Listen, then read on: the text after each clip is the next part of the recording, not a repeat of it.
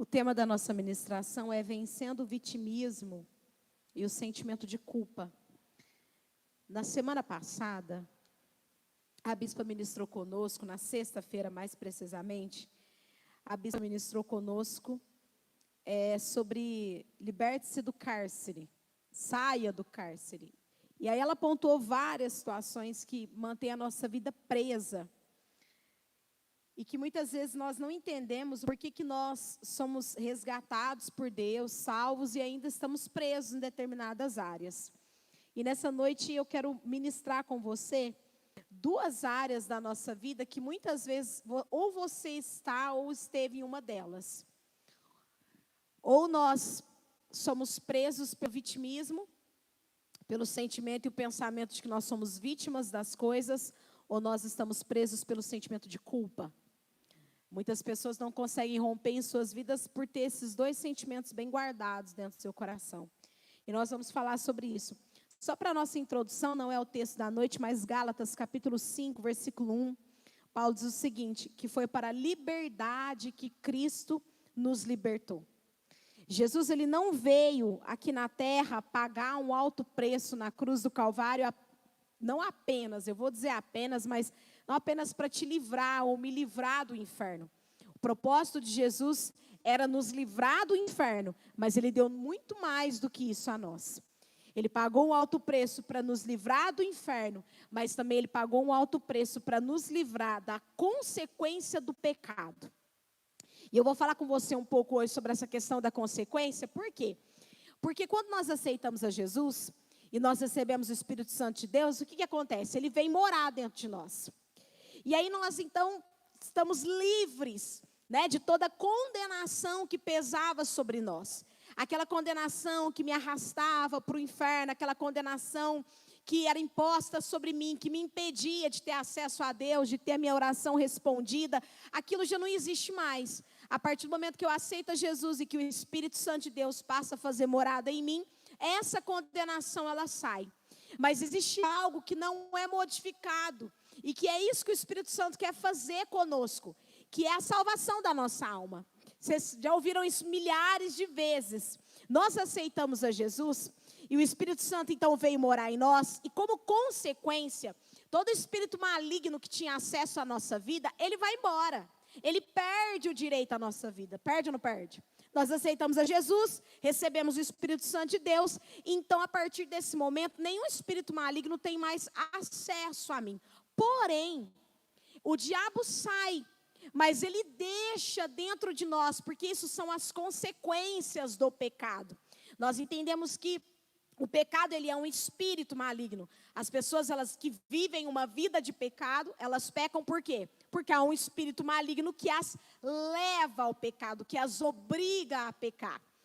Ah, pastora, mas então depois que eu me converti, eu não peco mais? Irmão, existe uma diferença entre pecado e viver uma vida de pecado. Nós falhamos. E aí nós vamos consertando essas falhas diariamente. Pecado é aquele ato consciente, ou seja, uma atitude que eu sei que a palavra de Deus condena, que eu sei que as escrituras condenam, e eu insisto em tê-la na minha vida, em mantê-la na minha vida. Isso é pecado. Escorregada, Deus não considera pecado, desde que seja confessado e haja arrependimento em mim. Entenderam? Então o que acontece? Quando nós aceitamos a Jesus, o Espírito Santo vem. E aquele espírito maligno que antes nos obrigava a pecar, ele não tem mais esse poder sobre nós. Porque nós temos alguém que domina a nossa vida a partir de agora. E esse alguém é o Espírito Santo. Mas, apesar do espírito maligno não estar mais atuante na nossa vida, a consequência fica. Então Adão e Eva, eles pecam lá no Éden, nós sabemos de toda a história. E eles são então tirados da presença de Deus. E a partir daí Adão e Eva e toda a humanidade passa a estar sujeita. Sujeita ao quê? Às trevas. Então tudo que nós sentimos, tristezas, dores, morte, destruição, pesos, tudo isso são frutos do pecado. E mesmo eu aceitando a Jesus, muitas vezes nós como cristãos, nós não tratamos essa questão das consequências, dos frutos do pecado que fica em nós.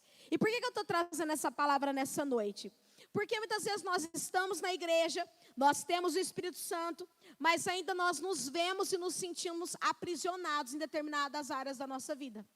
Porque Deus, ele liberou uma palavra tremenda para nós. Tremenda. Nós estamos num jejum que vai terminar dia 31. Toda vez que eu for pregar, eu vou lembrar desse jejum.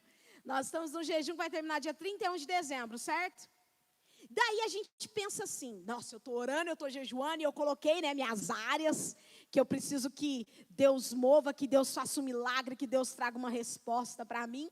E a gente já pensa assim, na hora que der meia-noite do dia 31, quando o galo cantar, quando o sino bater, blém, blém, blém, o meu milagre vai chegar. E aí você está pensando assim, nossa, pastor, você vai falar que não vai chegar? Não sei. Deus mandou a gente jejuar, mas a gente já entendeu que existem plantações que você colhe a curto prazo, plantações que você colhe a médio prazo e plantações que você colhe a longo prazo. O negócio é ir plantando na presença de Deus até vingar. Mas por que eu estou trazendo essa palavra para você?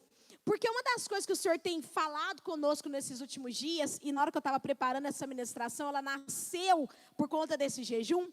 Porque uma das coisas que o Senhor estava falando comigo, Paula, se dentro da igreja, do coração da igreja, ainda houver o sentimento de vítima e o sentimento de culpa, irmão, você vai jejuar, passar fome, ficar anorexo e nada vai acontecer. Porque esses dois sentimentos, eles nos impedem de viver o que Deus tem para a gente. E você vai entender isso nessa noite. E Deus, ele não quer isso. Você vai perceber que Deus, ele vai trazendo palavras específicas para quê? Para que o nosso jejum, para que a nossa oração seja de fato eficaz. Porque não é só orar. Eu não sei se você percebeu isso ao longo do seu jejum, mas eu pelo menos percebi isso na minha vida. Quantas coisas, tem situações que Deus não está mudando a situação, mas a minha maneira de enxergar a situação está mudando. A situação em si, aparentemente, algumas permanecem do mesmo modo. Mas a maneira como eu encaro elas, a maneira como eu trato as situações, a maneira como eu vejo, o que eu sinto sobre elas, Deus tem modificado. E aí você vai entender isso nessa noite. Porque eu tenho certeza que você tem colocado diante do trono de Deus coisas grandiosas que você quer conquistar, sim ou não? Mas você já parou para pensar que quanto maior é aquilo que você quer viver de Deus, mais responsabilidade você vai ter sobre aquilo? Sim ou não? Quanto maior é o que eu quero, mais responsabilidade eu terei. Mais compromisso eu terei. E aí a pergunta que Deus faz para nós, ok, você deseja isso, e eu, Deus, não tenho dificuldade nenhuma em te abrir essa porta, em te dar essa resposta, não tenho dificuldade nenhuma em atender o seu pedido. Porém, você está preparado? Você tem estrutura para suportar o seu pedido? Porque às vezes a gente chega diante do trono de Deus, a gente pede as coisas e a gente não se analisa. A gente não se observa. E não é para você não pedir para Deus, mas é para você mudar um pouco a perspectiva. Eu estou pedindo, porém, Deus, até o milagre acontecer, o que eu tenho que fazer? O que eu tenho que mudar? O que tem que acontecer dentro de mim? Porque, irmão, você já pensou? Deus, ele é muito tremendo. Você acha mesmo que Deus vai liberar algo grandioso sobre mim e sobre você para acabar amanhã? Para acabar em um mês? Em um ano? Vai? Não. Então às vezes Deus olha para nós e fala assim, filho, eu tenho todo desejo do meu coração em te dar isso, mas áreas da sua vida vão ter que mudar, senão você vai acabar com tudo, senão você vai pôr tudo a perder, porque muitas vezes falta em nós estrutura para suportarmos aquilo que tanto desejamos. Eu sei que às vezes é difícil a gente ouvir isso de Deus, de que a gente não está preparado, que a gente não tem maturidade suficiente, de que a gente não tem estrutura suficiente para viver determinadas coisas. Mas é por isso que Deus está trazendo essa palavra para nós nessa noite. Deus quer que você saia daqui nessa noite, tendo liberado na presença dEle, tudo que te leva a se ver como vítima, e tudo que te leva a se sentir culpado. Para que você tenha estrutura para receber aquilo que você deseja receber. Romanos, não é o texto ainda, mas Romanos capítulo 12, no versículo 2, Paulo também vai falar sobre uma mudança de mente. Vai lá comigo, abre a sua Bíblia, Romanos 2, 12. Esse eu vou ter que ler. Versículo 2, eu já vou ler porque eu encontrei aqui, ó. Eu vou pegar a parte B do versículo. Mas deixem que Deus os transforme por meio de uma mudança em seu modo de pensar, a fim de que experimentem a boa, agradável e perfeita vontade de Deus para vocês. É interessante porque Paulo ele vai dizer o seguinte: eu preciso deixar Deus transformar a minha maneira de pensar. Deus não vai impor para mim uma mudança de mente. Eu vou ter que permitir que Ele mude a minha mente. E Ele vai dizer assim, ó: deixem que Deus os transforme por meio de uma mudança em seu modo de pensar. O nosso maior problema, queridos, é o nosso modo de pensar. Eu lembro da pregação de sexta passada que a bispa falou assim: nosso maior campo de batalha é a nossa mente. Por quê? Porque é ali que nascem as nossas ações. Os nossos sentimentos nascem na nossa mente. Os nossos sentimentos, os nossos pensamentos, as nossas ações. E tudo que eu vou pensando demais, desce para o meu coração. Do coração sai pela boca em forma de palavras. Do coração sai numa atitude, num gesto, numa decisão. Por isso que Deus vai falar através de Paulo: olha, deixa Deus trabalhar o teu modo de pensar. Porque é a única maneira de vivermos a boa, perfeita e agradável vontade de Deus. Então não basta, queridos, a gente ter uma mentalidade assim: não, eu estou orando, eu estou jejuando e tudo vai mudar. Não, Deus vai começar a mudar o teu modo de pensar, para que você e eu estejamos preparados para vivermos a vontade de Deus. Porque senão, como eu disse no início, nós colocaremos tudo a perder. Agora eu quero te fazer uma pergunta: como que eu mudo a minha maneira de pensar? Quem aqui já não viveu numa guerra com seus pensamentos? Todo mundo, irmão. Você expulsa o pensamento dele, volta. Você repreende, ele volta. Você põe um louvor, ele volta.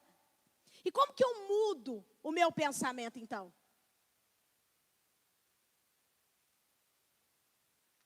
Como que eu mudo o meu pensamento? Decisão, força de vontade, o Anderson falou. Também. É necessário.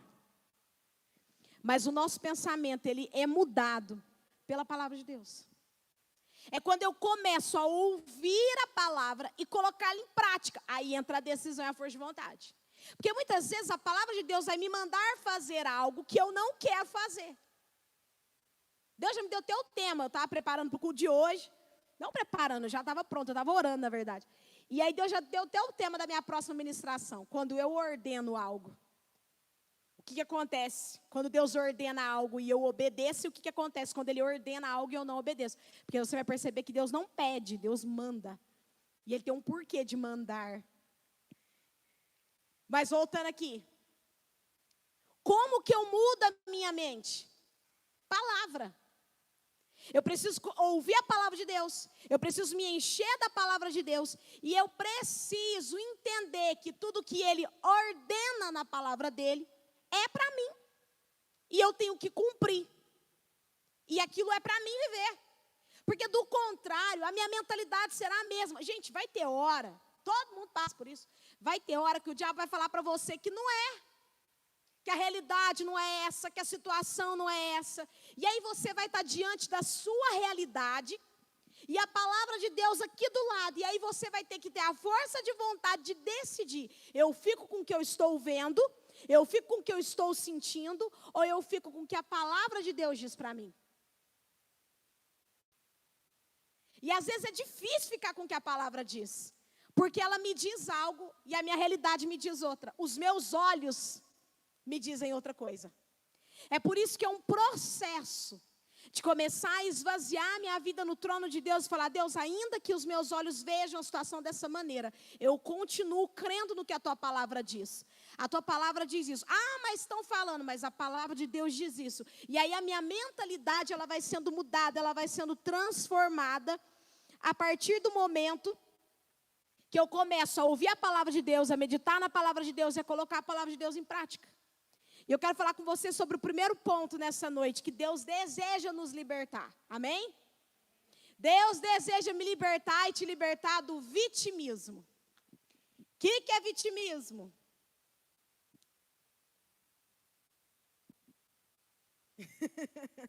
O que é uma pessoa vitimista?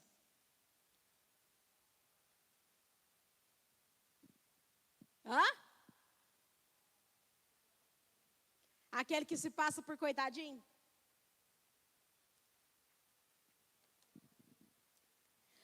Como que uma pessoa vitimista faz?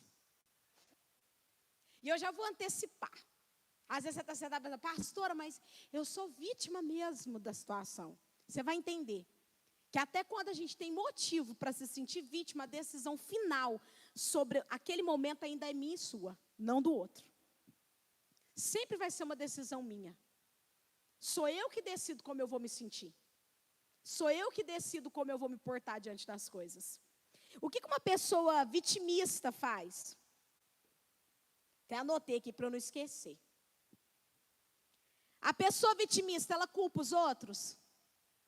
Culpa. Culpa as pessoas. Culpa as circunstâncias. A pessoa vitimista, ela olha e fala assim, eu não tive oportunidades, por isso que eu não fiz. Eu não fiz faculdade porque a minha família é muito simples. Hoje eu não sou nada na vida porque eu vim de um lar muito pobre. O que mais de exemplo que um vitimista faz?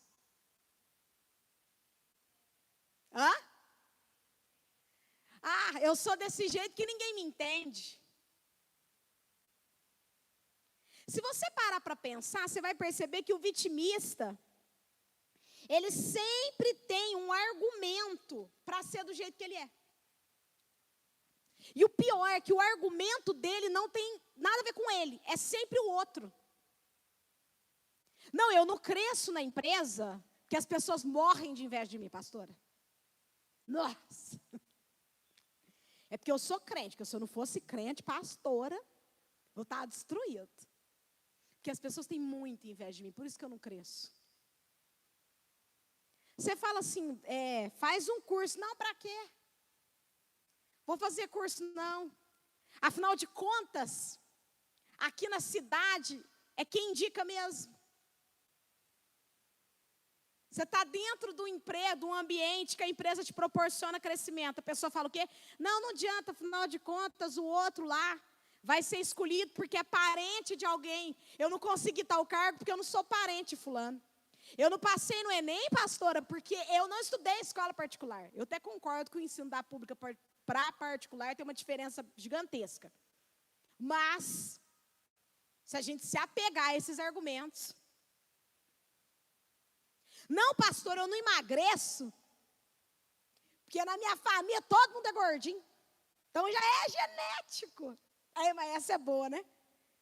Quantas pessoas se escondem atrás dela? Na genética. Não, eu sou bruto desse jeito.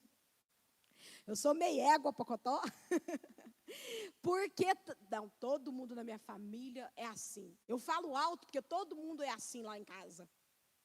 Se você parar para pensar, o vitimista, ele sempre tem um argumento para ser daquele jeito. Ele sempre está mal, ou quando ele está mal, ele tem uma justificativa para estar mal.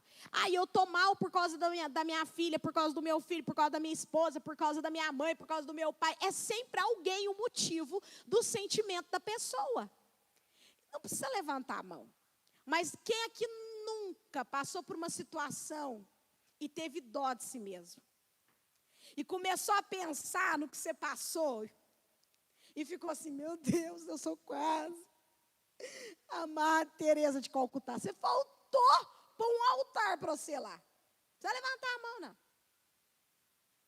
Quem aqui nunca se sentiu a pessoa mais injustiçada da face da terra?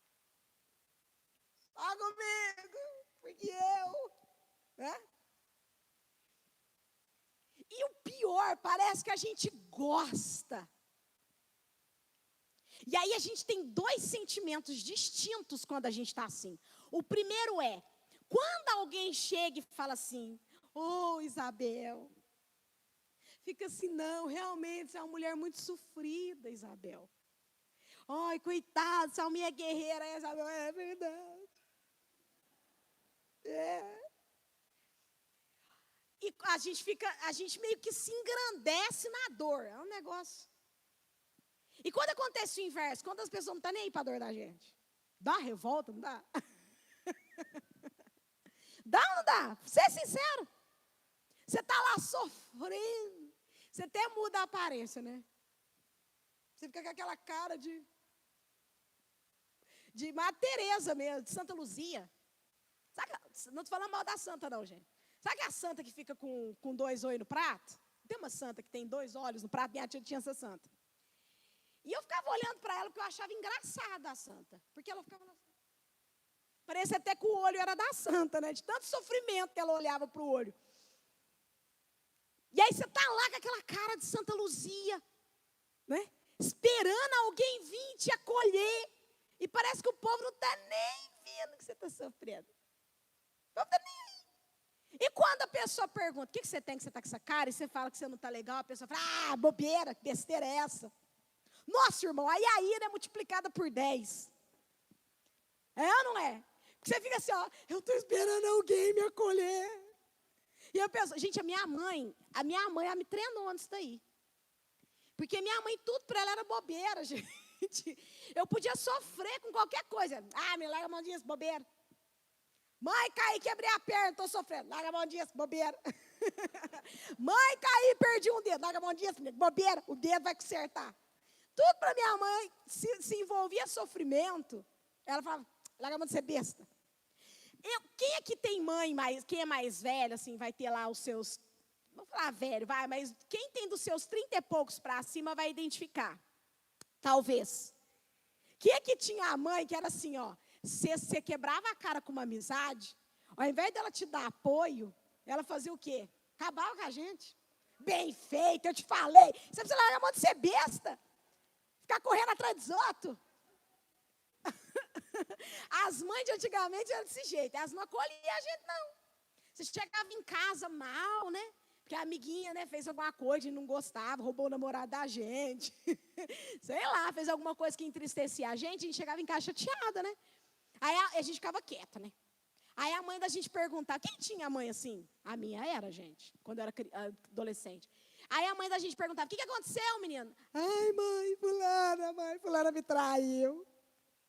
Bem feito. Você larga a mão de ser besta. Minha mãe falava desse jeito para mim. Eu quis colocar essas duas situações porque nós somos tendenciosos a nos vitimar.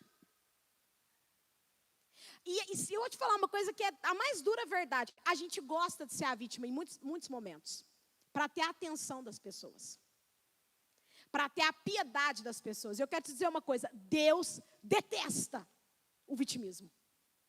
Pastora, mas Deus não vê que a gente está sofrendo? Vê. Mas Deus, Ele não encara as situações difíceis da nossa vida como nós encaramos.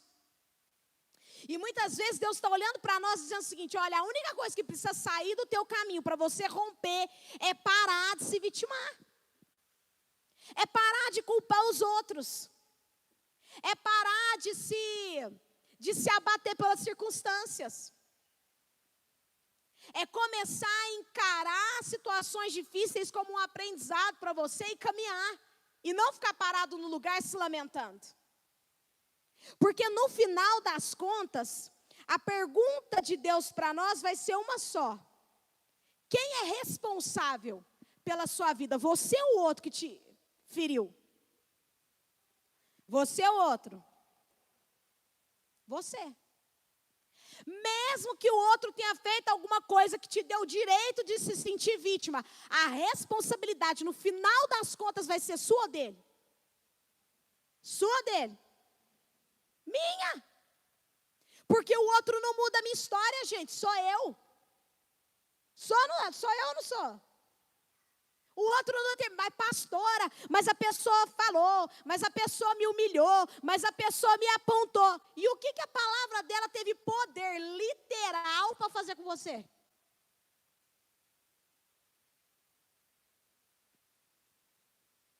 te dar um exemplo, você vai rir. Quando você era mais novo, que alguém falava assim, sua burra, essa palavra fez nascer orelha em você? E um focinho de burro? Graças a Deus, não. Então essa palavra alterou o que fisicamente em você? Nada. Ai, pastor, mas alterou as minhas emoções. É por isso que Deus está trazendo essa palavra nessa noite. Mas por que alterou suas emoções? Você é burra. Você é burro. Você decide se você é ou não. Não é o outro. O nosso problema é que nós colocamos sempre na conta do outro o resultado da nossa vida. E aí a gente não rompe, a gente não avança, a gente não progride, a gente sempre tem alguém para culpar. Eu não fiz por causa disso, eu não fiz porque quando eu era pequeno falava isso, porque quando ele falava aquilo, porque ninguém acreditava em mim. Filho, a decisão é minha e sua. Não é do outro. A gente fala, as palavras ferem, ferem. Mas quem decide se vai ferir ou não? Eu, não é o outro que decide se a palavra dele vai me ferir, sou eu que decido.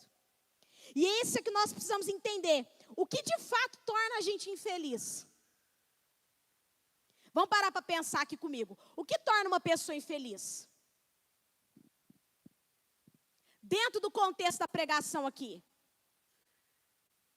Quando uma pessoa tem uma atitude com você, ou fala alguma coisa, ou faz alguma coisa, que aquilo te deixa chateado. O que de fato te deixou chateado? Foi o que ela falou? Se você parar e fizer uma análise profunda, você vai perceber que não é o que ela falou, mas é algo que já está dentro de você. E que ela só liberou o gatilho, mas já estava dentro de você. Porque se não tivesse dentro de você, você não estava nem aí. Sim ou não? A bispa já deu esse exemplo aqui na igreja, eu vou dar de novo. Você está passando lá na rua, lá na Praça da Matriz, e aí vem um bêbado e fala assim, o que um bêbado pode falar? Tanta coisa, né? Ah, mulher feia! É, fala para você, Cristiane. Ah, mulher feia, Deus me livre. Você vai ficar chateada? Você vai ficar chateada? Cristiane, você vai ficar chateada com o bêbado chamando você de feia? Você vai ficar chateada? Não. Mas se eu tenho um problema de personalidade, como é que fala, gente? Me fugiu a palavra. De autoestima, obrigada. Se eu tenho um problema de autoestima, tá vendo? Até o bêbado. Até o bêbado tá falando que eu sou feia, eu sou horrorosa mesmo. Mas o problema está no que o bêbado falou ou na minha visão sobre mim? Na visão que eu tenho sobre mim. Aí você pensa assim, pastora, mas quem me humilha, quem fala as coisas que me ferem, não são as pessoas de fora, são as de dentro. Olha que beleza. Um dia Deus falou para mim assim, sabia que vocês pensam muito estranho, vocês seres humanos? Porque vocês se ofendem com as palavras das pessoas próximas. Eu falei, é verdade, Senhor. Porque a gente não espera da pessoa próxima. Aí o Senhor falou para mim assim, mas não deveria ser o contrário? Porque se a pessoa é próxima, você já conheceu o suficiente dela, tanto bom quanto mal. O que ela tem de bom não deveria pesar mais? Hã? Sim ou não? Você conhece uma pessoa há anos, convive com ela há anos. Ela vai ter defeito, isso eu falo marido, esposa, filhos. Pegar aqui o contexto familiar. Daí ela tem uma, sei lá, ela fala uma palavra lá atravessada, ou fala alguma coisa lá que te chateia, que te magoou. É ruim ouvir? É, mas vocês já repararam que a gente esquece? Vou pegar eu de exemplo para ficar mais fácil. Eu estou casada há 7 anos. E aí o dia que o Mael está num dia meio atravessado, ele me dá a palavra atravessada, eu consigo ficar o dia inteiro chateada com ele, porque num dia de estresse lá na aviação, ele chegou em casa e me deu uma palavra atravessada. Eu consigo esquecer tudo que ele já fez de bom por mim nos 7 anos e me prender só na palavra atravessada que ele falou. Vocês já repararam que a gente consegue fazer essa proeza de anular absolutamente tudo de bom que a pessoa tem e ficar só com o defeito dela? Um dia eu estava orando, o Senhor falou isso para mim, vocês têm uma capacidade de anular o lado bom, que é uma coisa absurda. O vitimista, ele é craque nessa matéria. Porque ele consegue facilmente se esquecer de tudo de bom e focar só no ruim. Ele se prende só no lado negativo. Eu te fiz uma pergunta, o que de fato nos faz infelizes? Por quê? Porque será que o que está gerando um sentimento de vitimismo dentro de mim é mesmo o que a pessoa falou, ou fez, ou meu marido, ou filho, ou no trabalho? Pega aí o contexto que você desejar. Será que o que está me afetando é a atitude da pessoa ou é algo que já está dentro de mim que não está resolvido? E que na verdade a atitude dessa pessoa só liberou o gatilho. Concorda? É o exemplo que eu dei do pingaiada me chamando de feia. Se eu não tenho um problema de autoestima, isso não vai me afetar. Mesmo dentro da minha casa, se meu marido virar para mim e falar assim, nossa mulher, mas você tá, hein? Como diz a balança que eu comprei de bioimpedância, eu tenho 35, ela diz que eu tenho 45. Que a idade do meu corpo é 45. Aí suponhamos que um dia o Mael fale isso para mim. Eu devo guardar isso no meu coração? Não. Nossa, pastora, mas é forte o que ele falou. Gente, eu tenho que fazer uma análise da minha vida. E sou eu que decido se o que ele está falando é verdade ou não. Não é ele que decide. Ele não faz isso não. Para ele está tudo bom. É até difícil trabalhar com dieta lá em casa. E eu estou te falando, eu estou te fazendo essa pergunta do que nos torna de fato infelizes. Por quê? Porque se você parar para pensar, no final das contas, a decisão sempre vai ser minha e sua. Sempre. Porque sempre vai ser uma escolha. Então vamos lá. Suponhamos que o Mael me trate mal em algum momento. Quem que escolheu casar com ele? Quem que escolheu passar o tempo de namoro com ele? Entendeu?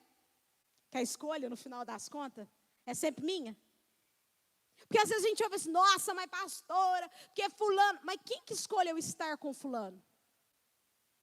Ou alguém aqui casou, estou dando exemplo de casamento, ou alguém aqui casou, obrigado. Foram lá, o Diego foi lá, com a 12, apontou para a Cris e falou, o negócio é o seguinte, ou tu é minha, ou tu não serás de mais ninguém.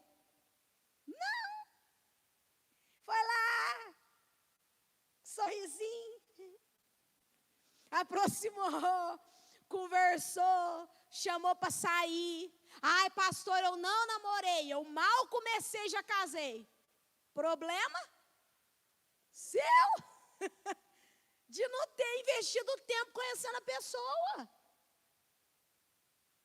Gente, eu sei que é uma palavra dura, mas se você parar, eu estou te dizendo essa palavra, trazendo essa palavra, Deus me deu essa palavra para a gente parar de se sentir vítima das coisas.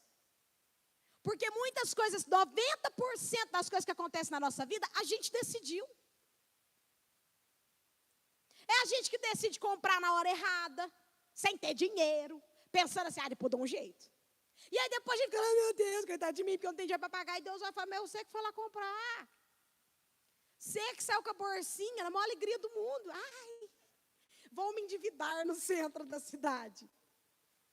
Mas é verdade, gente. A decisão foi nossa. Gente, você não passa na porta das lojas da cidade e os vendedores te atacam lá e te puxam para dentro com uma arma na mão.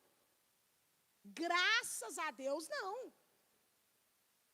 A gente entra na loja porque a gente quer. A gente entra em relacionamento porque a gente quer. A gente faz amizade porque a gente quer. O que mais? Tudo na nossa vida demanda uma escolha. Então, quando as coisas viram contra nós e começam a dar errado, eu não tenho que me sentir vítima. Eu tenho que parar e falar, peraí, deixa eu pensar. Quem decidiu estar nisso? Fui eu. Pior que fui eu. Eu decidi. A gente fala sem pensar. E aí, quando a consequência do que a gente falou nasce, a gente faz o quê?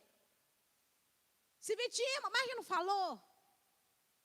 A gente quebra o pau por qualquer... A gente não, né? Está amarrado, cancelado, em nome de Jesus. As pessoas quebram o pau por qualquer motivo. E aí, quando o fruto nasce...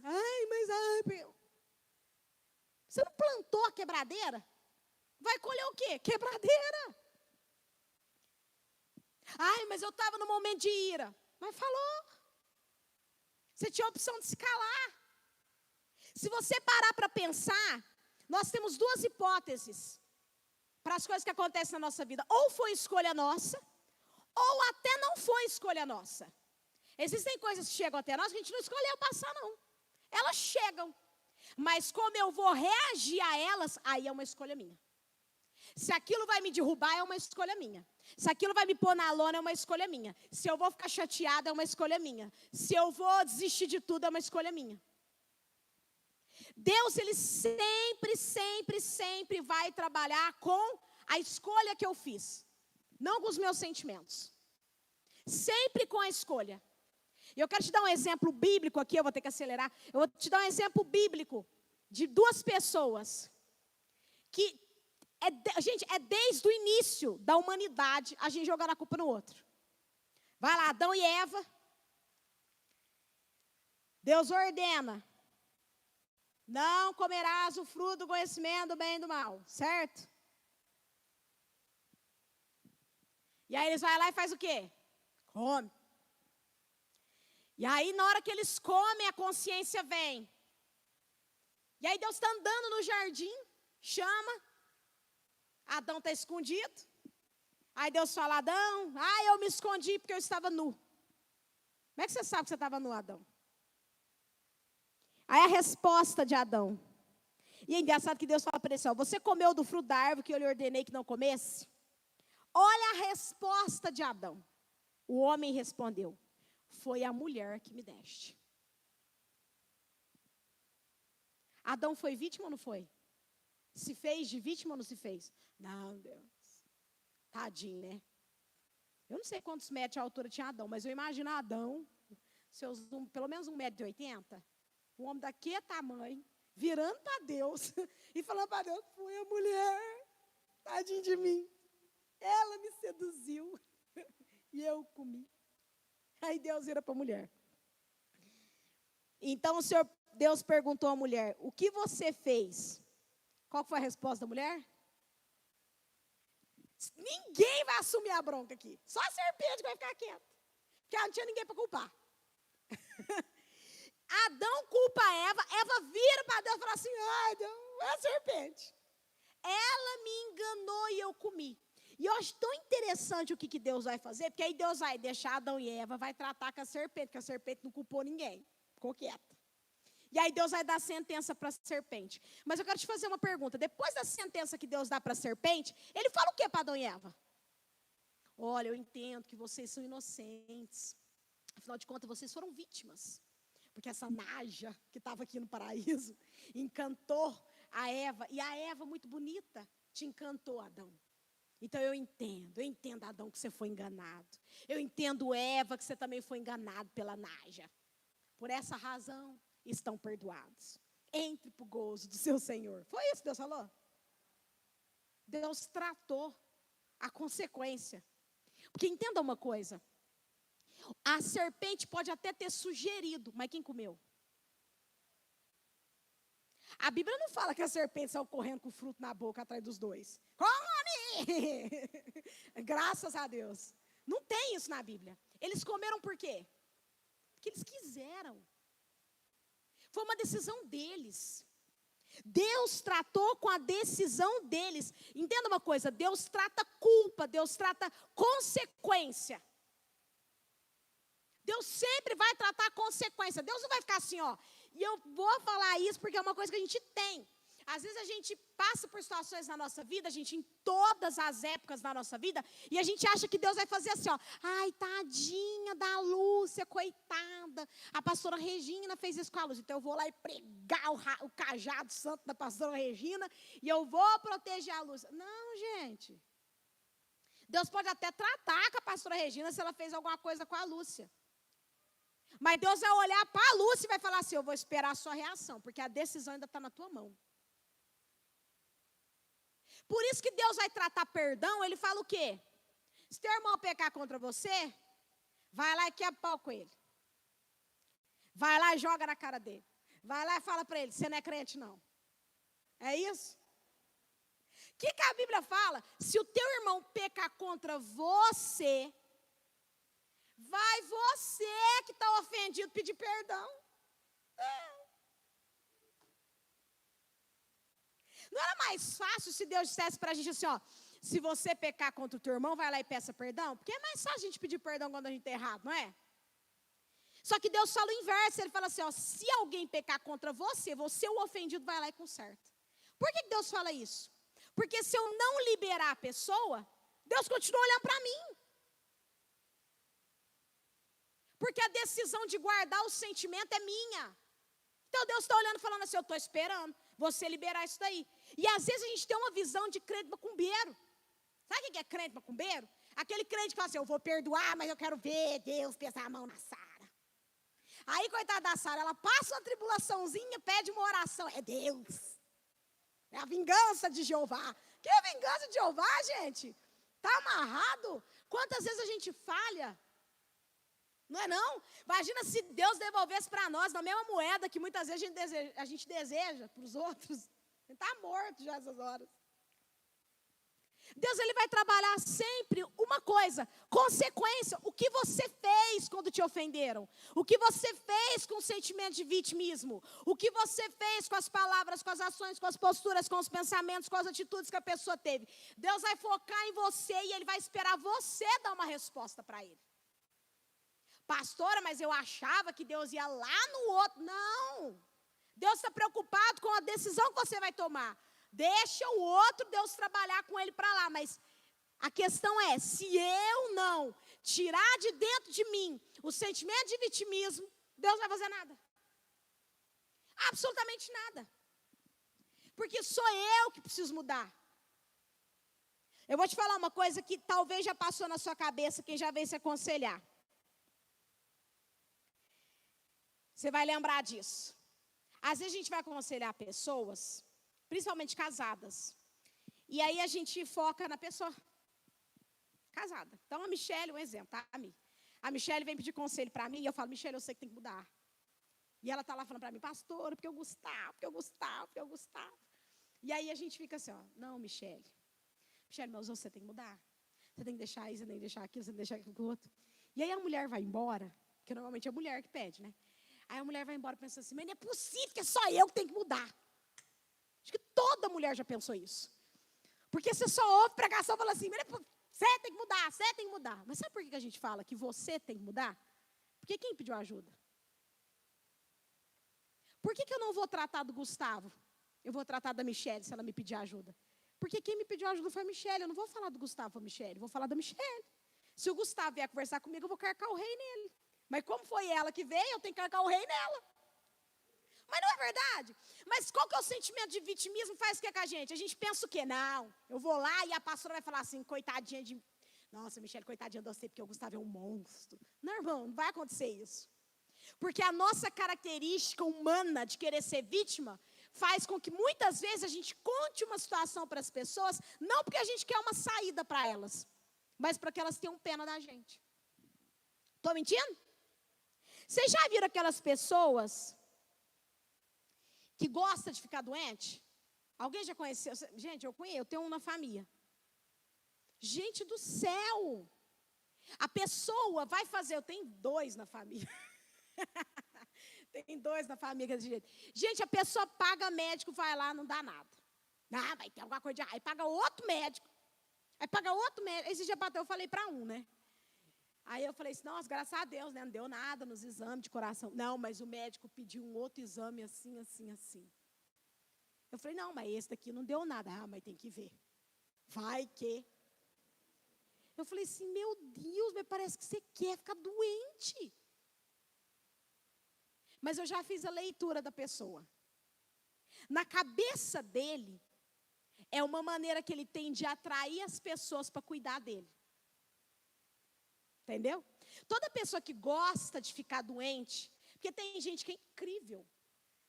Incrível, né, Mael? A gente chega e fala assim, você está bem? Ai, hoje eu estou com dor aqui. Aí você vai lá no outro dia, oi, tudo bem? Que é praxe, né? Oi, como é que você está? Está tudo bem? Não, estou com a dor aqui. Nunca está bem. Sempre está passando mal, sempre tem alguma dor. Incrível. Parece que a pessoa gosta de ficar doente. O que é isso? É uma pessoa que quer atenção. É uma pessoa que se vitimiza. E eu vou te dizer uma coisa, com Deus não funciona assim. E quantas vezes a gente chega para Deus falando isso para Deus, né? Aí a gente põe aqueles louvor, né? Que eu nem sei se a gente pode chamar de louvor, né? A gente põe aquelas músicas, né, lá, de cunho gospel, que fala, né? Que eu estou sofrendo, que eu estou morrendo. Aquelas músicas que falam, eu não consigo não lembrar de Sabor de Mel, tá? Quem te viu passar na prova, tá vendo, Jesus, é eu, e não te ajudou. Quando vê você na bênção, vão se arrepender, é eu. Aí você já se vê, né? Todo glorificado, quase a Assunção de Maria. A gente já se vê subindo e todo mundo, né? Vai estar entre a plateia e você no palco. Acho que Deus olha. Fala, não, Espírito Santo, fecha a portinha. Eu não posso escutar isso aí, não. Porque alguém que nunca, para deixar o momento mais dramático, colocou um louvorzinho. Ah, tem uma que é ótima. Aquieta minha alma, faz meu coração ouvir tua voz. Ai, Jesus, eu tô sofrendo.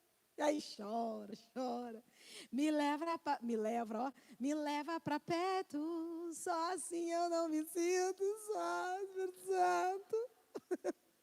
E o Espírito Santo olha e fala assim, gente do céu, o que é a alma? Você está assim se perguntando, pastor, mas eu não posso sentir, bom, pode. A gente é ser humano. Só que você tem que se levantar e sair disso. Agora chega, pá, põe um louvor mais animado. 500 graus de pó, agora nós vai entrar no poder, Jesus. É verdade, irmão, você vai ficar lá escutando música para chorar até quando? Gente, a gente gosta. A gente gosta de atenção. O problema é que Deus não gosta desse tipo de coisa. E aí ele olha e fala assim, se você não sair dessa mentalidade, de que você não conquistou, de que você não é, de que você não avançou, de que nada muda na tua vida, porque alguém não deixou, porque a tua criação é isso, porque é aquilo, porque é aquilo outro. Se você não parar com isso, começar a centrar a tua vida e pensar assim, olha, posso ter vindo um lar destruído, não tive referência nenhuma, não tive pai, não tive mãe, eu tive um pai ou uma mãe atrapalhado, enfim, eu tive todos os motivos para ser a pior pessoa da terra, porém, eu estou aqui vivo até hoje e Deus me deu a oportunidade de conhecê-lo. Então, Jesus, vamos escrever uma história daqui para frente? Vamos, ponto final. Põe a pedra no passado e caminha. É isso que Deus está propondo para nós. Porque esse sentimento de vitimismo não te levará a lugar nenhum. Esse é o problema do vitimismo, ele te paralisa. Não precisa responder, mulherada. Quantas vezes a gente acordou se sentindo vítima e nem levantou da cama? Que atira a primeira pedra, a mulher que nunca fez isso. Não teve vontade de levantar da cama, não teve vontade de pôr a cara na rua. E se eu te perguntar qual era o sentimental do seu coração, de coitadice. Porque ninguém me entende, porque ninguém me compreende. Que eu lavo, passo, cozinho, e não tem valor. Aí pôs a cara para fora do quarto, viu o sofá, é roupa do menino para lá, calçado do marido na entrada da porta. Aí, Jesus, está vendo? Pá, voltou para dentro do quarto lamentando de novo. E aí eu quero te fazer uma outra pergunta. Enquanto você fez isso, a casa foi se organizando, a casa se compadeceu de você. As roupas ficaram com piedade de você e foram caminhando lentamente para a máquina, pulou lá dentro da máquina. Os calçados do seu marido foi lentamente caminhando para dentro do guarda-roupa ou do, como é que chama? Sapateira, foi assim. A louça, de repente, a pia lá abriu a torneira.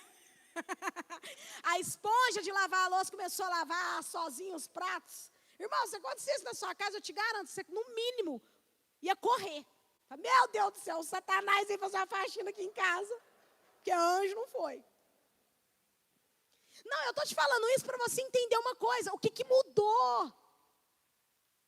Levanta a mão e conta o testemunho a alguém que um dia acordou se sentindo a maior vítima da face da terra e alguma coisa extraordinária aconteceu.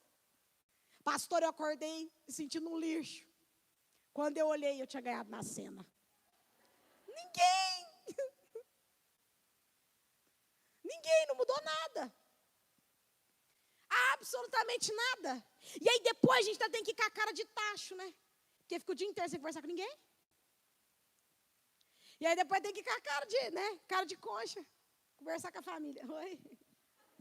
E a família olhando para a cara da gente com aquela cara assim, já acabou a palhaçada? Porque a gente lê no olhar, né? Que a pessoa está pensando nisso.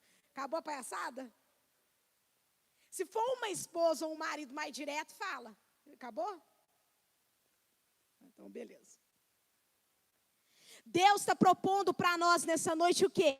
Decida hoje. Hoje. Irmão, não importa se você tem ou não tem motivos. Decida hoje falar para Deus, Deus, eu não vou aceitar ser vítima de mais nada. Porque esse sentimento paralisa você. O segundo sentimento que paralisa, esse é mais rápido, é o sentimento da culpa. Se por um lado tem gente que não consegue avançar e nem prosperar, e nem caminhar, e nem romper, porque se sente um coitado, uma vítima da vida e das circunstâncias, por outro lado, existem pessoas que não conseguem romper, não conseguem caminhar, porque se sentem culpadas. Gente, eu estava preparando para o culto, o senhor me deu uma frase. Filha, você acredita que tem gente que acha que vai orar e vai me pedir as coisas? Tem pessoas que me pedem coisas. E elas pensam assim, por que Deus faria isso por mim? Sendo que o meu passado é terrível. Por que Deus liberaria essa porta para mim? Olha quem eu sou. Porque no passado eu roubei, eu matei, eu prostituí, o que mais? Eu trafiquei. Sei lá, o que mais que fez de ruim? Estou pensando nas coisas ruins, tá, gente?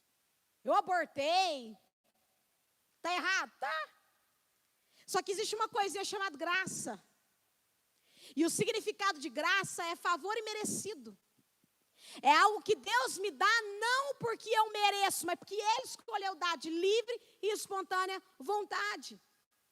E existem pessoas que não conseguem desfrutar da graça de Deus, porque não conseguem se desvencilhar do passado de culpa. E tem gente aqui nessa noite que não consegue andar porque se sente culpado. Eu estava preparando, o senhor ainda falou mais uma coisa para mim. Vai ter gente lá hoje à noite que vai estar se sentindo mal, pensando que perdeu coisas, porque não agiu de uma maneira diferente. Deixa eu te falar uma coisa. Se você tem esse sentimento no seu coração, nossa, se eu tivesse feito diferente, se eu tivesse agido diferente, entenda uma coisa, passou. Passou. Você não tem como voltar lá e consertar. Se a gente pudesse, né? Entrar na máquina do tempo, com a cabeça que a gente tem hoje, a gente consertaria tanta coisa que a gente fez de errado no passado, sim ou não? Mas o que construiu a nossa maturidade, muitas vezes, foi as palhaçadas que a gente fez no passado. Foi as cabeçadas que a gente deu no passado, que fez a gente amadurecer. Então, entenda uma coisa no seu coração. Você pode ter tido a pior atitude no passado, a mais tenebrosa aos seus olhos, a mais horrorosa aos seus olhos. Passou. Você traz sobre você uma culpa que o próprio Deus não traz mais, sabia? Porque a palavra dele diz em Isaías que ele pega o nosso pecado, ele pega a nossa culpa e ele lança no mar do esquecimento. E deles, eu, o Senhor, não me lembro mais. Se o próprio Deus não se lembra, por que você traz sobre você essa culpa? Se Ele não te culpa mais. Pastora, mas como é que eu conserto o passado? Não se conserta. Segue em frente. Passou. Não tem como voltar. Então você faz o quê? Aprende e fala, Deus, eu estou pronto para viver tudo aquilo que eu perdi um dia, mas para viver do jeito certo. Porque agora o Senhor me amadureceu, o Senhor me desenvolveu. E eu vou te dizer uma coisa, não é porque você perdeu algo um dia que Deus não pode te restituir. Entenda por restituição. Restituição não é Deus catar o que era e te dar. Restituição é Deus te dar algo no mesmo sentido. Mas óbvio que Ele vai te dar algo atualizado, né, irmão? Ou você quer o desatualizado? Não é melhor atualizado? Um exemplo aqui para você entender.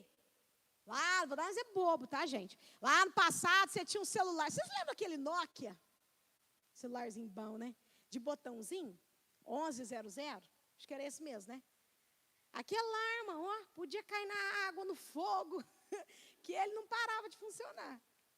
Aí vamos supor que no passado você tinha um Nokia 1100 e não soube cuidar por alguma razão e você perdeu o Nokia 1100. E aí você está orando a Deus por uma restituição. Você vai querer o Nokia hoje? Você vai querer o Nokia 1100? Ou você vai querer um iPhone? iPhone, gente.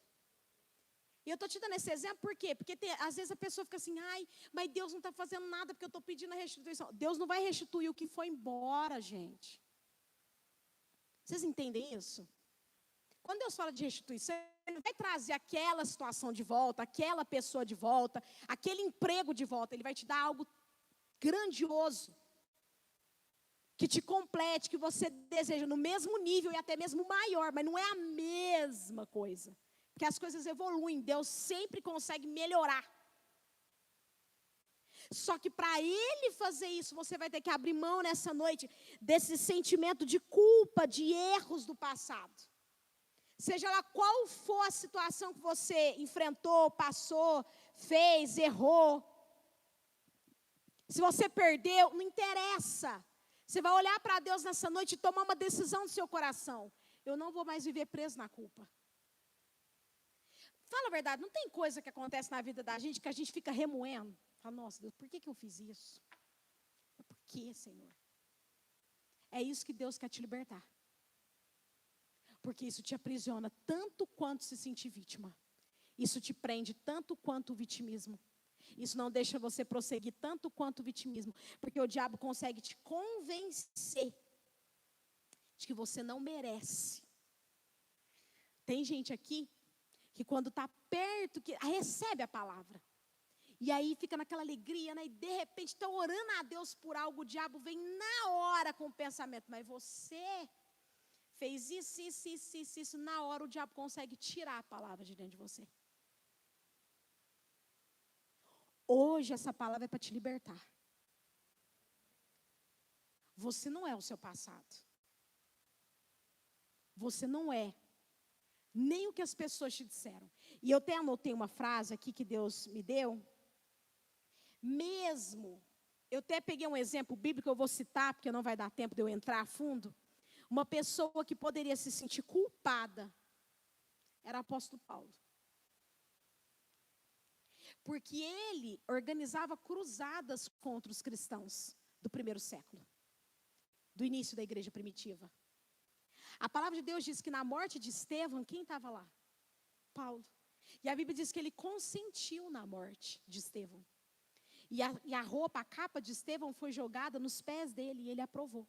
Tanto que você vai ver carta, em algumas cartas, Paulo falando assim, ó, eu que fui blasfemo, perseguidor, mas a graça.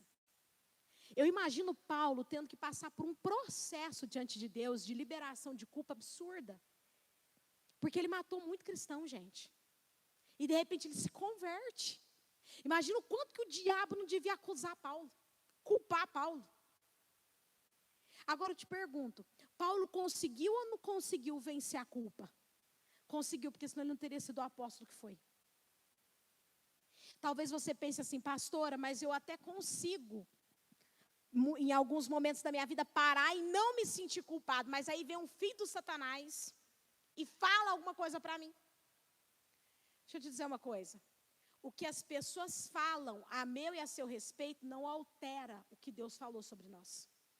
No final das contas, o que pesa, a última palavra, é Ele que dá. Acabou. Irmão, pode o mundo inteiro falar o que quiser sobre você. O que vai contar para Deus é o que Ele disse, não o que as pessoas disseram. O que Ele disse. É o que Ele falou. a Bíblia não diz, mas eu cogito que quando Deus foi dar a sentença para Adão e Eva, pode ser que a serpente, que era o diabo, né? Primeira manifestação demoníaca. Pode ser que o diabo tenha falado para Deus assim, mas o Senhor não vai acabar com eles? Porque eles te desobedeceram. E é tão interessante as escrituras, porque ainda que o homem tenha falhado por livre e espontânea vontade, Deus decidiu por livre e espontânea vontade perdoar. O perdão vem dele. Por isso que você precisa guardar essa palavra no seu coração, mesmo que as pessoas ao seu redor, mesmo que as pessoas da sua família, fale o que for, a questão é o que Deus disse sobre você. Pastor, eu não sei. Então vai para as escrituras. Tudo que a Bíblia diz é para mim. Eu quero que você feche seus olhos.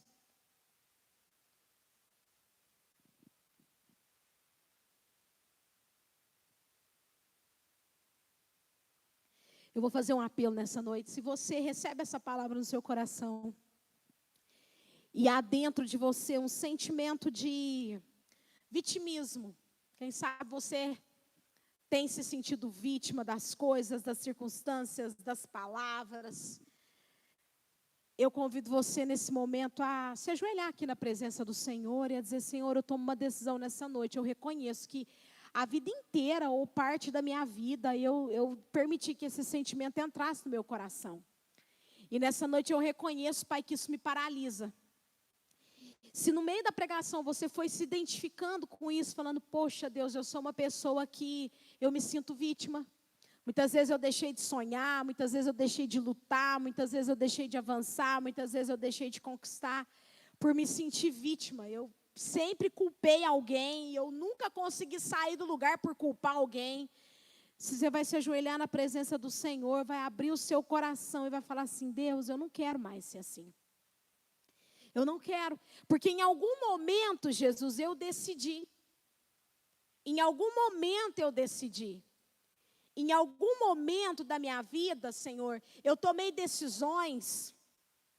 Por isso eu estou passando por isso. E ainda que eu não tenha tomado decisões, eu quero que você faça uma análise agora aqui na frente. Você que está aqui no apelo, ou você que está aí no seu lugar no apelo. Eu quero que você faça uma análise. Quem sabe as coisas que você se sente vítima, são coisas que você procurou de alguma maneira. E aí você vai ser responsável diante de Deus. Falar assim, Deus, eu estou me sentindo vítima, mas eu decidi fazer isso em tal lugar, tomar tal decisão. E agora eu me responsabilizo pelas minhas escolhas e eu tomo uma decisão que eu não quero mais ser vítima de nada. Querido, não é que Deus não se importa com a nossa dor, não é isso. Mas Deus quer te fortalecer. Eu disse no início da nossa pregação nessa noite, muitas vezes nós queremos coisas grandes de Deus, mas não temos estrutura. E eu quero que você receba isso no teu espírito nessa noite. Se Deus não trabalhar a nossa estrutura para as coisas que nós estamos vivendo hoje, se as coisas que nós vivemos nos tornam vítimas, como Deus liberará grandes coisas sobre nós? Porque grandes coisas geram grandes responsabilidades. E quanto maiores as nossas responsabilidades, mais problemas nós vamos enfrentar. Então, por isso que Deus está olhando para mim e para você nessa noite, dizendo assim, me entregue esse sentimento de vitimismo. Abra mão disso. E são dois apelos. O primeiro é esse sobre vitimismo. E o segundo apelo é, se você é uma pessoa que se sente culpada, você também pode vir. Quem sabe você viveu algo no teu passado, aconteceu alguma coisa na tua família, na tua história, no teu passado, e aquilo te aprisiona e gera dentro de você uma angústia, uma dor, uma culpa, e você não consegue superar isso, você não consegue romper em relação a isso. Eu convido você a abrir o seu coração e a dizer para Deus, falar assim, Deus, durante todo esse tempo, eu tenho tido no meu coração esse sentimento de culpa, Pai. E eu não consigo me libertar dessa culpa. Mas o teu Espírito me diz pela palavra que eu sou livre. A palavra de Deus diz, foi o primeiro texto que nós lemos nessa noite. As Escrituras dizem o quê? Foi para a liberdade que Cristo nos libertou. Então você vai tomar essa palavra sobre a sua vida nessa noite, você vai dizer: Senhor, eu declaro nessa noite que eu sou livre. Eu sou livre, Senhor, porque o Senhor me libertou. Eu sou livre da dor, eu sou livre do passado, eu sou livre da angústia, eu sou livre das situações que eu passei, que me geraram feridas, que me geraram dores, tristezas, angústias. Eu sou livre porque o Senhor um dia levou lá na cruz do Calvário todas essas situações. E quando a tua palavra diz que o castigo que me traz a paz estava sobre o Senhor, e por conta das tuas feridas eu fui sarado, então eu recebo a cura do Senhor agora na minha vida. Queridos, é uma questão de fé mesmo, de olhar para Deus e falar: Deus, em nome de Jesus eu recebo a tua cura. Se a minha alma é ferida, se as minhas emoções são feridas e me faz ser uma pessoa vitimista, eu recebo a tua cura agora em nome de Jesus. Eu recebo a tua libertação sobre a minha alma, sobre as minhas emoções agora em nome de Jesus. Seja liberto agora em nome de Jesus. Liberto de traumas, liberto de dores, liberto de palavras, liberto de sentenças, sejam do passado, sejam presentes. Em nome de Jesus, Espírito Santo de Deus, vai visitando cada vida aqui nessa noite e vai liberando a tua cura, Espírito Santo. E vai quebrando cadeias, e vai quebrando amarras, e vai destruindo com essas sentenças que o diabo colocou sobre os seus filhos. Vão caindo por terra agora em nome de Jesus. Em nome de Jesus Cristo. Tudo aquilo que pesava sobre você como culpa, seja livre agora em nome de Jesus. Você não pode ir no passado, você não tem condições de resolver o teu passado, mas o Senhor te perdoou. Então seja livre da culpa agora em nome de Jesus Cristo. Mesmo que você ache que você era culpado, seja livre agora em nome de Jesus. Receba no teu espírito, na tua alma, essa libertação agora em nome de Jesus. O Senhor já te perdoou, e o teu pecado, a tua culpa, Ele não se lembra mais. Então receba a cura do Senhor, a libertação do Senhor sobre esse sentimento de culpa agora, em nome de Jesus Cristo. Em nome de Jesus Cristo. Ministra, Pai, essa libertação sobre nós, porque nós queremos chegar no final desses 90 dias completamente diferentes do que nós iniciamos esse período. Então, Pai, tudo que nos é peso, tudo que nos amarra, nos aprisiona, nós lançamos agora no teu altar, em nome de Jesus. Amém, queridos? Você pode voltar para o seu lugar.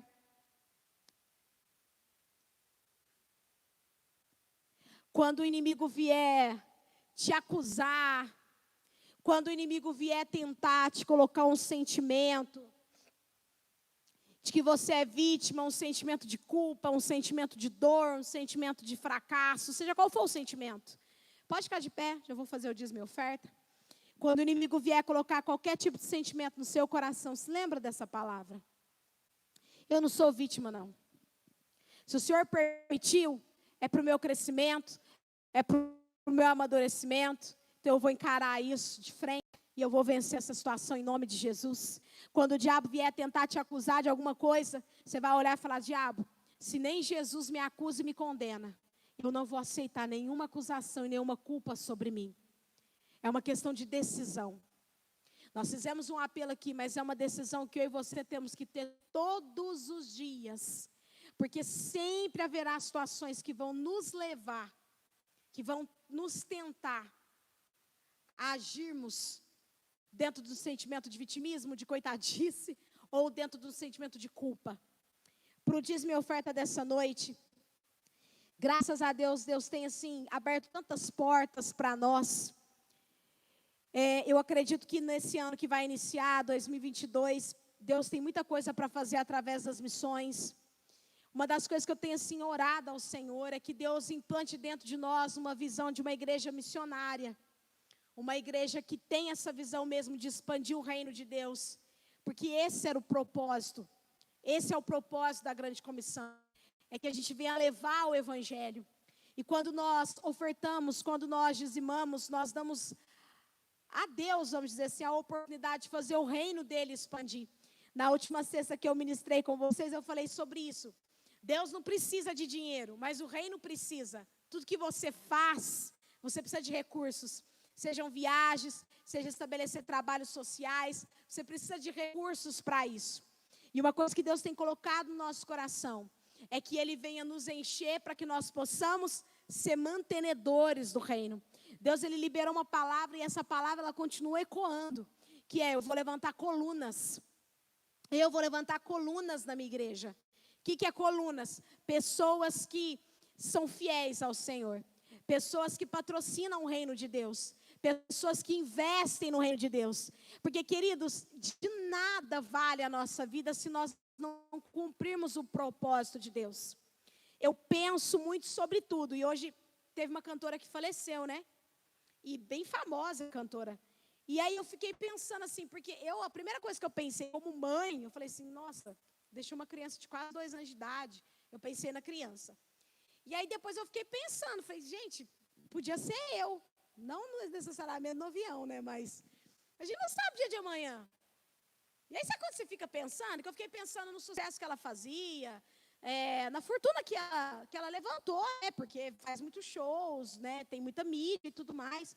E aí eu ainda fiz um comentário com o Mael. Mael, se a gente parar para pensar, é que a gente vive num contexto 100% físico, né? A gente não vive num plano espiritual, igual Adão e Eva viviam. Então a gente não tem noção do que é o reino espiritual. A gente tem a noção daquilo que a gente toca, que é físico. Mas eu falei para ele, se a nossa vida, se a gente parar para pensar, ela é uma gota no oceano, gente. Viver na terra é uma gota, porque você vai viver aí, cada um vai ter um tempo de vida, que a gente não sabe, mas vamos pôr aí, 80, 90 anos, 100 anos. E quanto é a eternidade? A gente não sabe como é do lado de lá. A gente tem uma ideia pelo que as escrituras falam, mas saber não sabe. E aí você para e pensa assim, caramba, Deus me colocou aqui na terra, me deu um tempo de vida para eu cumprir uma missão. E diferentemente do que as pessoas colocam quando alguém parte, né, é muito natural as pessoas colocarem, cumpriu a sua missão. Mas sabe que a missão que Deus tinha para a pessoa era aquilo ali? Eu preciso olhar para Deus e perguntar para Deus, qual é a missão que o Senhor tem para mim? Vamos supor que a missão dessa cantora era cantar, né, na cabeça das pessoas, né? E o que ela ganhou para Deus? O que ela vai apresentar para o Senhor? Não sei da vida dela. Todo o sucesso que foi construído, toda a fama que foi construída, do lado de lá, não tem relevância nenhuma. Estou falando que é errada a fama dela, não. É o talento dela lá. Eu estou dizendo o seguinte, eu estou pegando a ideia e transportando para nós. Porque muitas vezes a gente vive a nossa vida sem pensar em Deus, qual é a nossa missão. E a nossa missão é implantar o reino. Porque um dia nós vamos chegar diante de Jesus e Ele vai pedir para nós, o que é que você tem para me apresentar? E não é quantas cópias de CD eu vendi que vai falar alto. Não é quantos milhões de pessoas me viram que vai falar alto. O que vai falar alto para Jesus é quantas almas você tirou da mão do inferno e trouxe para mim. Seja através da tua vida, porque eu preciso ter um testemunho, né, de cristão. Seja através dos seus dízimos e ofertas, porque os dízimos e ofertas proporcionam, a igreja está aberta, transmissão, proporciona missão.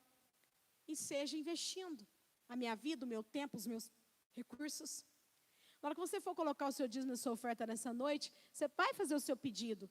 Né? A gente precisa plantar com pedidos, com desejos. Mas você também vai olhar para Deus e falar assim, Deus, eu preciso ter uma visão missional. Eu preciso ter uma visão maior. O que é uma visão missional? Uma visão missional é uma visão de uma pessoa que entende a obra missionária, não no sentido de ir lá no campo missionário, mas é aquela pessoa que entende a missão para o dia a dia.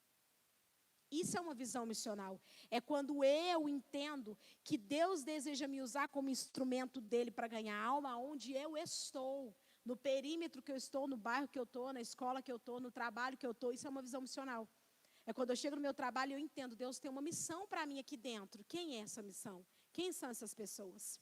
Então, na hora que você for trazer, a bispa já tinha liberado, né? Se você desejar, tem um spray aqui. Você pode trazer o seu dízimo e a sua oferta. O pessoal não precisa recolher. Você pode usar aqui o spray, caso você toque aqui o gasofilácio. Você pode vir aqui na frente, colocar o seu dízimo, colocar a sua oferta. fazer o seu pedido ao Senhor, mas também falar para Deus, falar assim: Deus, me dá uma visão missionária, me dá uma visão do que o Senhor estabeleceu para mim, do que o Senhor deseja para mim, do que o Senhor quer fazer através da minha vida. Enquanto você coloca o seu dízimo e a sua oferta, eu vou orar ao Senhor agora. Senhor, em nome de Jesus, eu levanto cada dízimo, cada oferta ao Senhor nessa noite. Eu te peço em nome de Jesus, ó Pai, que o Senhor receba as nossas plantações, que o Senhor libere sobre a tua igreja, Pai, todo o recurso que a tua casa precisa, para cada um dos planos, para cada um dos projetos que o Senhor estabeleceu para esse templo e para esse tempo. Em nome de Jesus, que o Senhor implante em nós uma visão missional e uma visão missioneira. Que nós tenhamos visões, ó Pai, de plantar para que o teu reino cresça e se expanda, e que haja em nós o sentimento e o desejo de sermos instrumentos teus, aonde nós estivermos. Recebe, ó Pai, a nossa plantação em nome de Jesus. Eu quero que você ore comigo nessa noite pelos pedidos de oração. Senhor, em nome de Jesus, nós oramos pela saúde de Domingos, que está com as pernas inchadas e com muitas dores. Nós oramos, ó Pai, que o Senhor libere a tua cura sobre a vida dele, a tua restauração sobre o físico dele, que todo esse inchaço desapareça, que toda a causa desse inchaço seja tratada e ministrada agora em nome de Jesus. Também oramos pela cura da Maria Aparecida, que está com problemas no coração. Libera a tua cura, Pai, sobre a vida da Maria Aparecida. Toca o coração dela. Seja qual for, Pai, o problema, nós chamamos a restauração do Senhor, o milagre do Senhor, a interferência do Senhor sobre a vida dela, em nome de Jesus Cristo. Nós entregamos o nosso final de semana nas suas mãos. Te pedimos, nos dê um final de semana cheio da alegria, do sustento, da fortaleza, da graça, da unção e da presença do Senhor. Que o Senhor traga a bispo e pastor Eduardo no domingo, debaixo da tua mão poderosa. Que o Senhor esteja guardando, livrando, direcionando a vida deles. Que amanhã, Pai, no evento em que eles estarão presentes, que o Senhor esteja movimentando tudo que precisa ser movimentado, abrindo portas, trazendo mesmo respostas. Tudo aquilo que está no teu coração seja liberado sobre a vida deles. Nós te pedimos em nome de Jesus Cristo, ó Pai. Leva-nos em paz, dá-nos uma noite de sono tranquilo, reparador e bom. E antes da gente sair, em nome de Jesus, ó Pai, nós como igreja te pedimos, toca na vida do prefeito, Pai. Nós precisamos dessa liberação para usar a Arena Olímpica. Então, em nome de Jesus, Pai, tudo que está travando isso aí, tudo que está impedindo essa liberação, caia por terra em nome de Jesus Cristo. Nós te pedimos nessa noite, ó Pai, que o Senhor mova tudo que é necessário para que essa resposta seja liberada o mais breve possível, em nome de Jesus. Amém.